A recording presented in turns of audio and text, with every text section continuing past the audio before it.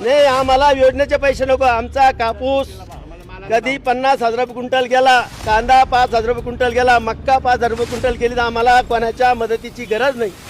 साहेब, एक काळ होता, एक 50 वर्षापूर्वी शेतकरी सुखी होता. शेतकऱ्याच्या मुलाला देण्यासाठी 50 पाहुणे त्याच्या घरी येत होते. माझी मुलगी करा, 40 लोक त्याची मध्यस्थी करत होते किंवा मुलगी कर याची, तरी तो शेतकरी डिमांडमध्ये राहत होता. आज साहेब 50 शेतकऱ्याचे बाप आम्हाला सांगतात एखादी मुलगी बघा ना. त्या शेतकऱ्याला मुलगी बघत नाही. प्रत्येक गावामध्ये 50 मुलं बिगर लग्नाचे, ज्याला जबाबदार एकमेव सरकारी. हे घडलं 10 वर्षापासून. 2014 पासून पोराचे लग्न होणे लागले.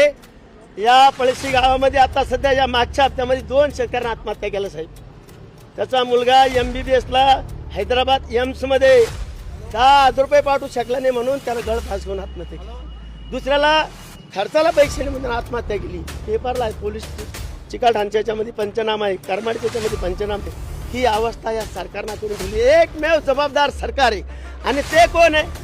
देवेंद्र फडणवीस, नरेंद्र मोदी.